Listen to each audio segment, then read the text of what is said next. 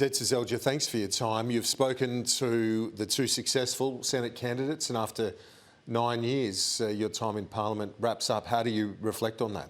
Yeah, well, it's obviously very disappointing for me. I've congratulated. I didn't get to speak to Katy. I left a message for her, and I spoke to David Pocock and congratulated him on his election. And obviously, for me, it's a time to reflect, I guess, on the 9 years in Senate, 9 years, another 9 years in ACT politics on top of that. So it is the end of a fairly long road in politics, and it's always disappointing. It's disappointing to lose. It's the first time I've lost an election in terms of standing and not being successful in that way. So, but there are other things in life. Is that it for you, politics? Yeah, look, I believe so. I mean, I don't think you ever say absolutely 100% never ever, but look, certainly it's not my intention to ever come back. I think I've made my contribution over a long period of time to my community, to the country.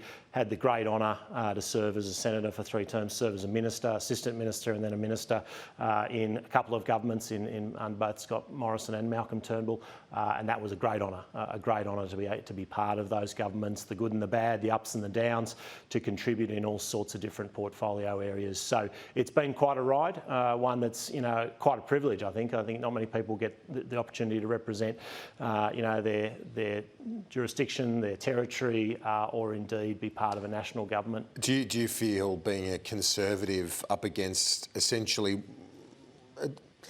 not a Teal candidate, but someone of a very similar support base and so on? He didn't run, David Pocock, as one of the Teals, but he did have the same support structure around him. Do you feel like you've been swept out as part of that wave? Well, it's very much part of the same playbook. You're right. I mean, certainly the backing, I think, for David Pocock was very much, Climate 200 was certainly a big part of his support base, and it was a very well-resourced, very professional campaign, as we saw in other parts of the country, in particular in the sort of more affluent parts of Sydney, Melbourne, Brisbane, even Perth, of course, as well. And I think we saw a similar sort of dynamic here in Canberra. As you say, I'm relatively Conservative, but if you look at a lot of my colleagues in those seats where they lost, and in some cases had even much larger swings, there are many of them, people like Trent Zimmerman, of course, would be far more at the moderate end of the Liberal Party. And if so you wouldn't, the critique that Zed Seselja didn't represent the sort of progressive ACT electorate because he's Conservative, you'd reject that notion, given, as you said, a lot of those others who lost, like Sharma, Zimmerman and so on, were of the other side of the political spectrum. Yeah, well, if it was that simple, then obviously someone like Trent Zimmerman and Sharma and others would have probably held their seats or not had the kind of swings and those sort of things. So I think that narrative is, easily debunked when you look around the country. And look, we have to look at someone like Terry Butler, who's from the Labor left and who lost to a Green in the inner parts of Brisbane, to see that there's a different dynamic going on there. And so I don't think that even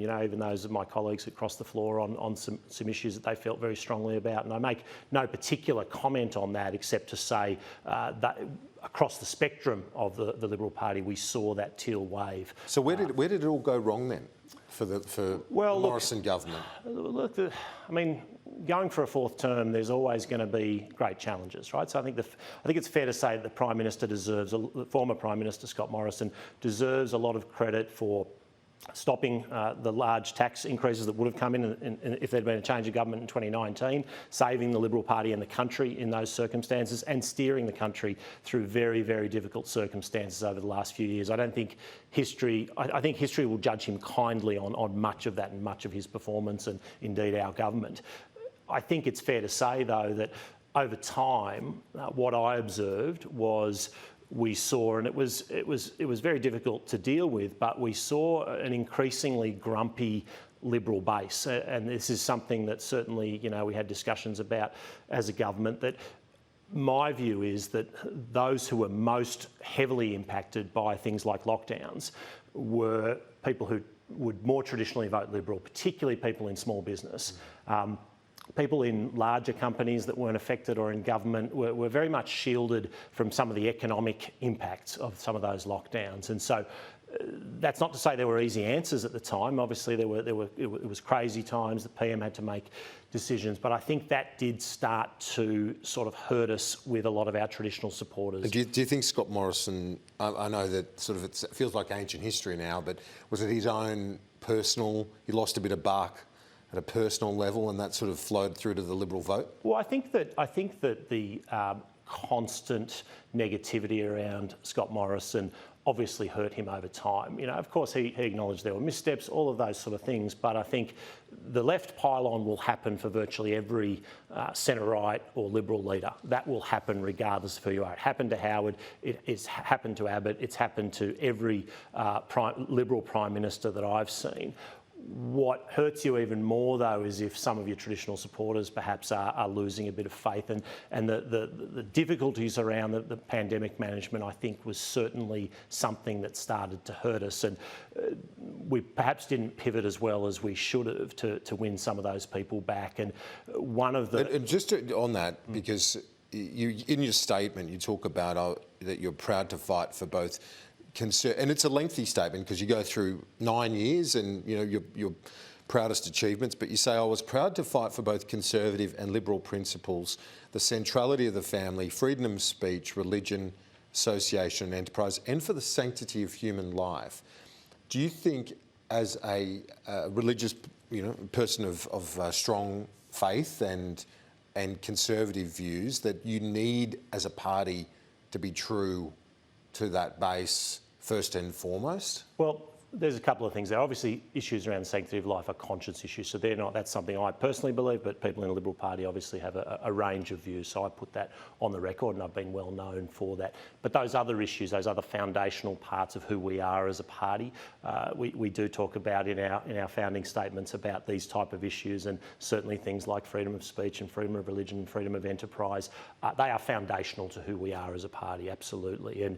And so we do need to fight for them. Now, it's not easy to fight for your principles. There are times when you will get a lot of pushback. I mean, we saw that the debate over religious freedom, the debates over freedom of speech are always fraught about where the line is drawn, and we've seen those kind of arguments in the past, but you do need to fight for them. They're not the only thing you fight for, but they are foundational. And I talk about freedom of enterprise, and I talk about strong national security, I talk about small business. Those are the things that, of course, Liberals across the board, and those are the things that broadly unite us as Liberals, while we have different views at the margins on some of those issues. But you do need to. And so,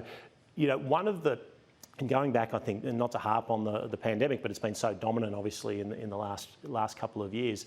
One of the things, I think National Cabinet was certainly something that was the right thing for the country at the time. I think the Prime Minister, Scott Morrison, showed great leadership at the time, bringing the premiers together.